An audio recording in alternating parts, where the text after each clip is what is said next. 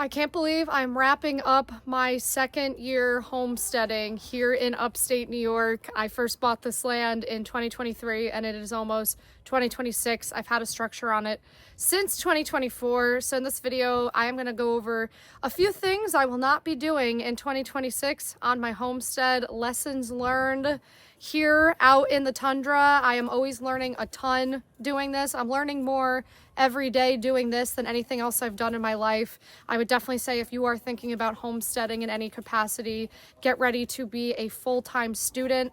But I would also say that actually makes you happy. If you think it sounds taxing, it's really not. I really do believe we were meant to learn a lot more than we currently are in our modern society at 9 to 5s and things like that. So don't let it scare you. But that being said, I'm going to dive into a few things I will not be bringing into the new year with me here on my 6.74 acres of land in Saratoga County, New York. First thing I will not be doing in 2026, it's going to shock some people, is reading any gardening books or magazines. I cannot tell you how many I read last winter because I thought I had to just go over the textbook of gardening to have even the slightest success with it.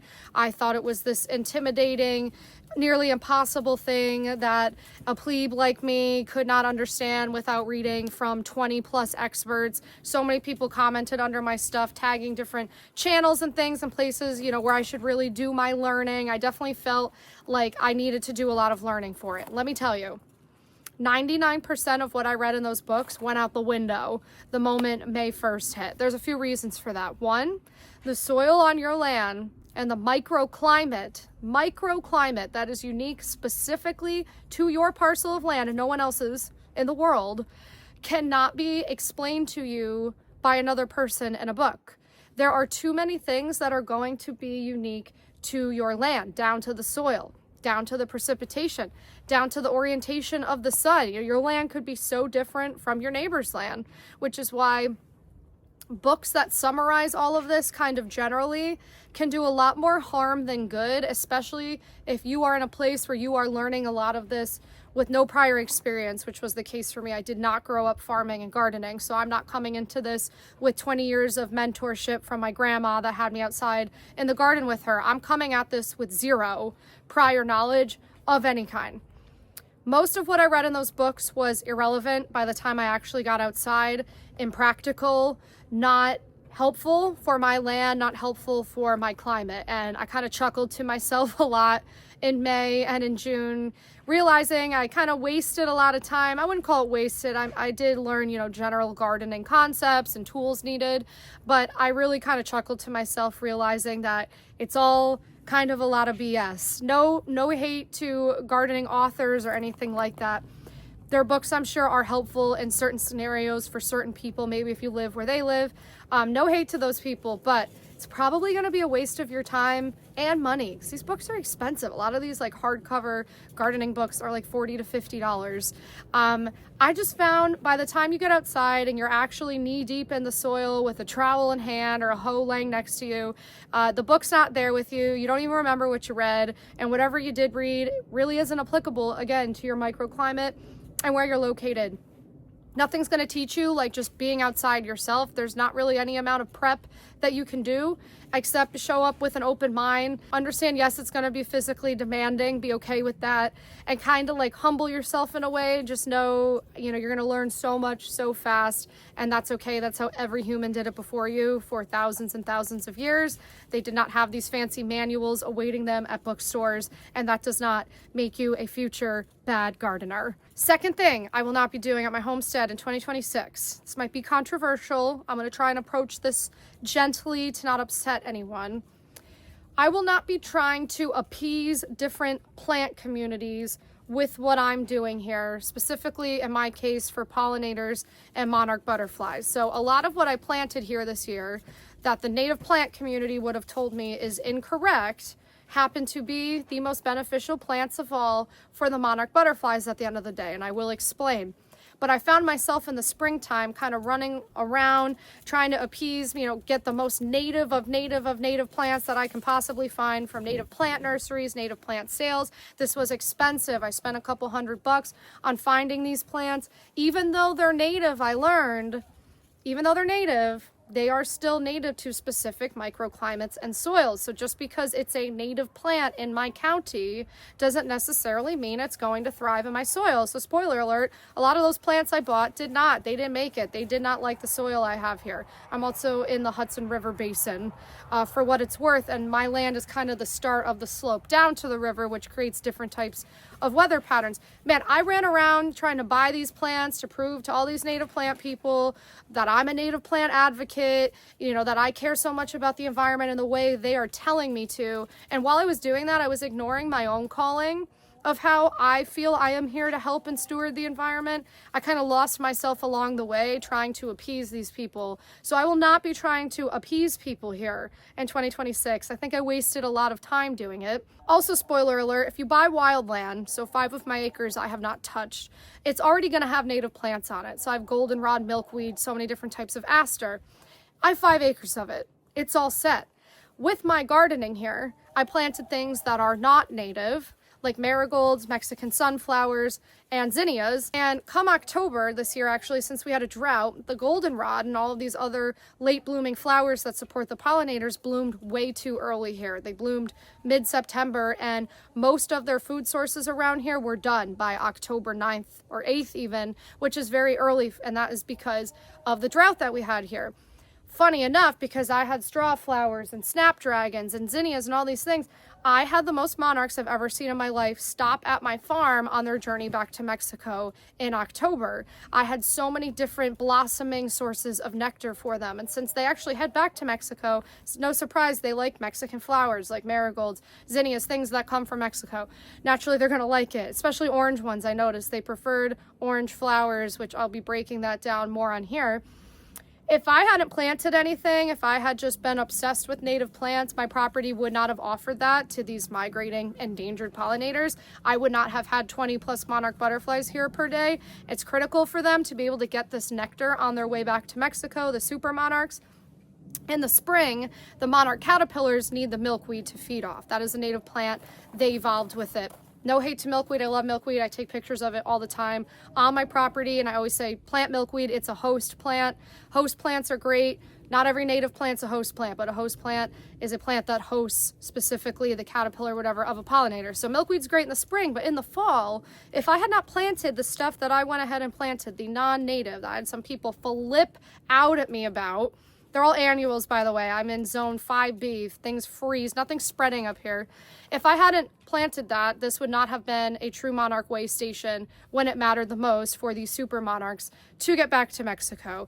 That's just my personal experience. If you feel the need to educate me on native plants in the comments, go for it. I understand that some native plants are important. You know, I'm not hating on native plants.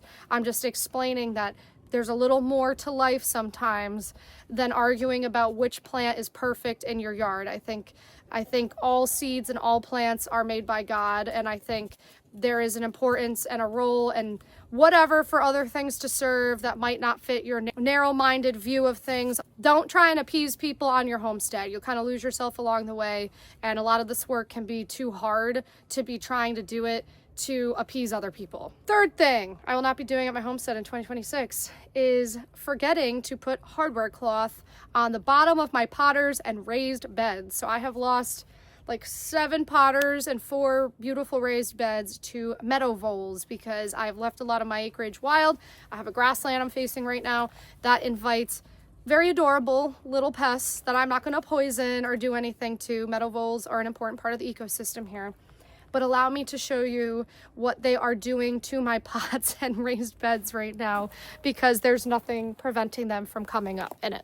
As you can see, this little guy has kind of burrowed up and eaten all the root systems in this pot.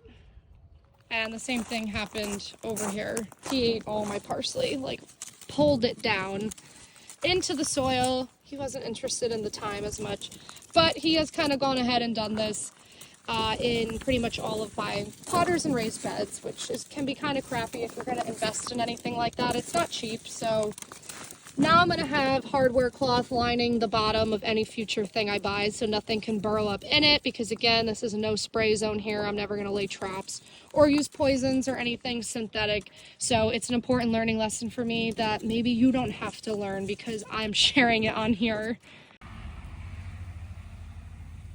The fourth thing that I will not be doing at my homestead in 2026 is starting plants indoors. I fell for it, you guys. I bought the LED lights. I wanted to get stuff started in February and in March. A lot of the gardening flower influencers convince you that you should be sprinkling seeds and toilet paper rolls and transplanting them in April and May. Again, no hate, whoever wants to do that, go for it. I tried all of it. I tried all of the gimmicks. All it got me at the end of the day was a lot of wasted time, and I have just discovered on my own here at my garden, at my farm, that all of the seeds I start inside and transplant out, yes, they get transplant shock and then they get well adjusted, whatever. Not that. They, every single time, are the ones that will get rust or fungal infections, fungal diseases. Every time will happen to the plants that I started inside. Every time I start seeds outside, not inside, those plants won't get the rust and fungal diseases. So share with a gardener, a farmer in your life. For example, zinnias. So 2 years ago, I started my zinnias inside, transplanted them outside. They did fine. They survived it, but they were covered in rust and all of that by the end of the summer. They didn't make it. This year, I started my zinnia seeds directly outside. I had to wait until around Memorial Day here because it's very cold here. They did great. They didn't get any fungal infections, and I sowed them very thick. And people say to me, oh, there wasn't airflow. No. I sowed them thick, and it's humid here. It can get really wet in the summer, and I did the same exact thing with hollyhocks. The first year I sowed them directly. They didn't have any issues. This year, I started them inside and brought them outside, and they got powdery mildew. So I am so done starting plants indoors in February under artificial lighting, which is why I'm standing in my own little tiny greenhouse potting shed that I am in the process of building by myself. Yes, I built this thing. I have footage I'll be showing you guys in other videos, so stick around for that. I can talk more about this model of greenhouse and what I plan to do with it, and I'll be showing you guys, taking you along for the ride with me. But any seeds that are going to be started prematurely, anything germinated, whatever, it's going to happen outside in this beautiful little structure. There's not going to be artificial lighting. There's not going to be heat mats. There's not going to be any of that crap. All of that at the end of the day is just more money wasted and spent when nature already provides rain, soil, and sun for you. And I think a lot of people are trying to get around the slowness of repairing your soil or the slowness of waiting for nature to just do its thing naturally. I think people are trying to jump timelines, force things, whatever. Again, do whatever you want at your homestead. I just know for me, I will not be wasting time or money on doing any of that this year. You will catch me out here toiling in this greenhouse. And if you're saying to yourself, well, it's probably going to be pretty cold in that greenhouse all winter still, Alex. It's funny you mentioned that. Before I jump to the fifth thing I will not be doing at my homestead in 2026, I'm going to talk to you guys about Sunfire heaters and how I stay warm out here to do things with my hands. When you get so cold you can't even bend your fingers, I need to be warm, especially while I'm building this thing, and then especially while I'm going to be doing different potting things out here. So I'm going to be using Sunfire heaters, which throws a radiant heat, not a forced blown heat. It's also US made, and it keeps me comfortable so I can stay on top of my different gardening and farming chores, even outside in the middle of an upstate New York winter. I use the SF80 to stay warm while I am outside caring for the animals on my homestead or building things like I am building my greenhouse right now. I simply fill up the tank on the bottom of it with diesel. I screw that back on, and then you just turn it on. It's as simple as that. I appreciate it, especially doing a lot of this work alone here. There's also no smells, no fumes. It's an odorless, radiant heat with 0 carbon monoxide, which means I can use it outside like I am here while I'm cleaning the bunny shed, and I can even bring it inside of my barn as well. It's definitely built rugged, tough for long-term use, which I definitely need as I am dragging it around almost all of my 7 acres here. It also has an upward tilt capability, which really helps when I'm high up on a ladder fixing things, and free technical support direct from the manufacturer for the life of the heater. Plus, it's made in the USA. The fifth thing I will not be doing at my homestead in 2026 is running around the yard with a hose like a madwoman. I finally understand why people love irrigation drip lines. Took me until August of this year to cave and buy one. I bought a 400-foot one to water my fruit trees in because we had a drought, an unexpected drought here. Happy I bought it. Oh my God, it changed my life. I understand why people have been shouting at me about it for so long. It was not that expensive. I got them on Amazon. You will catch me laying those bad boys all over my farm in 2026. I'm going to become a master irrigation drip line girly. I'm going to have connector pieces. I will not be running around with a hose because just frankly, I wasted a lot of time running around with a hose. I thought it'd be fun, cute, whatever. Obviously, it's not very cute when you start farming more than a quarter of an acre to be running around with a hose. It just got annoying. So I will be using a lot of irrigation drip lines. I can take you guys along with me. Again, learning the art of farming from the very beginning. If you're sitting there shaking your head going, silly girl, why didn't you know that? Well, this is a video where I'm reflecting on mistakes made. Okay, so be nice to me about it. But no, there will be way more irrigation drip lines utilized here. Loved it. Loved laying them down. I felt like a little engineer. I felt like the early peoples when they set up their cities along rivers. It made me feel like a little architect. I will be purchasing more of that and using it. And again, I can share with you guys how I have it all laid out if it gives you ideas for your homestead, but it wasn't even that expensive. So the money you're going to save yourself from buying fancy gardening books, LED lights, and heating mats for your plants, which will be in the hundreds, I recommend buying irrigation drip line instead. Just calling it a day there. Trust me on that one. Sixth thing I won't be doing. Saves you way more money. Would have saved me $600. I bought into it. I bought 4 cubic meters of compost. Same thing with wood chips. So I thought I was going to mulch everything. I thought I needed compost to feed my soil. Little did I know or realize my 6 chickens and 8 rabbits make more compost than I could ever need, natural local compost that I'm going to work into the soil. I used to kind of think, oh, if I dump more and more compost, it'll fix the soil more quickly. That's just not how it works. It is going to take time to work on your soil, repair it, especially if it's been neglected. Mine was. It's just going to take time. Dumping more compost on it doesn't help you cheat time. It's just an expensive, unneeded expense. I'm sure on your homestead, you're going to have some type of animal that creates waste. Well, guess what? It's not waste. It's free fertilizer. It's natural fertilizer. And between my chickens and my rabbits, I definitely didn't actually need to buy that compost. I also didn't need to buy wood chips as mulch. I thought I was going to do the deep mulching method. I don't like it. I'd rather work on my current soil as it is, deal with the weeds in a different way. Deep mulching also can kind of bury pollinators, butterflies, frogs, toads, things that need to burrow into the ground. A lot of native bees need exposed soil, loose soil to do that. Deep mulching can really mess with local pollinator systems in the area. Pollinators are my priority here. So if your priority is something different, maybe you love deep mulching. Again, everyone, with gardening, it's totally up to you what you want to do. There is no one right way. So if someone's trying to bully you into thinking what you did is wrong, that's not correct. There is no one right way to do any of it. So don't let people bully you about it. I'm just explaining to you what I will not be doing here. And if I didn't buy both of those shipments, which I didn't even use all of them, I probably would have saved like $800, which can go a long way in a homestead. Could have bought me 4 more raised beds. Raised beds are great. They require less work than farming directly in the soil, obviously, but I am doing both here. But if I could go back in time, I will not be ordering those things. I will be working with what I already have here, which is kind of the point of a homestead, which I understand. I don't need to bring in more poop. There's already plenty of poop provided for free by my lovely animals here at my farm. And the final thing I will not be doing at this homestead in 2026, maybe, is working this land without my own little tractor. So stay tuned on that. I don't have anything fully figured out quite yet, but I promise you guys, I'm sure you will want to see said tractor when it appears. I do understand that I had a lot of tractor hate on here, kind of made a lot of claims that I would never get a tractor. And yeah, I know you guys all said to me, yeah, we'll see how you feel about that. After one summer without a tractor, working 2 acres of land, you guys were kind of right. I do like getting physical out here still with just nothing but me and a hoe. I think more people could benefit from being outside and actually working your physical body. That being said, I might be doing this with a little assistance in 2026 with a tractor, which would allow me to work more of the land than I can by hand. A tractor would allow me to work a couple acres, just a personal tiny tractor, nothing commercial here. I don't want to churn up and destroy the soil everywhere and dump fake synthetic fertilizer into it. Still sticking to being organic, still sticking to treating the soil well, but you'll have to stay tuned on that one. So with that, did any of my homesteading mistakes surprise you guys?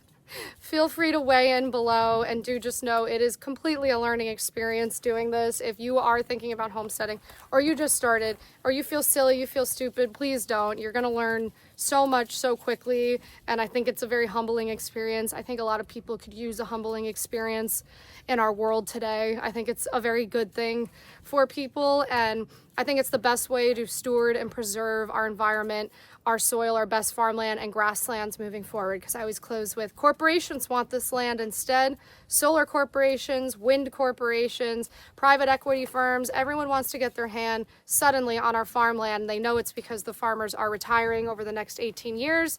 $24 trillion worth of this land will change hands. So how I got started with this topic 2 years ago is because I would much rather everyday people get out into the country and do exactly what I'm doing before a solar corporation out of a foreign country comes to town and destroys the soil instead. And that is unfortunately what is happening en masse, not only around New York State, but the country. Actually, you guys have told me it's happening all around the world. So I get on here to share what I did wrong. Maybe it'll save you guys hundreds, thousands of dollars even if you listen to me rambling on here about it. Anyway, more to come. I break down how I got a loan to buy this land, how I worked for the Amish to build this barn, all of the things I'm doing at this land, turning a profit, not turning a profit, different ways you guys can buy land. If you're strapped for cash, I go over unconventional ways to purchase farmland, rural land as well. And always, I do report on here on what I call the big solar land grab happening in New York State and the US as a whole. So stick around. Bye.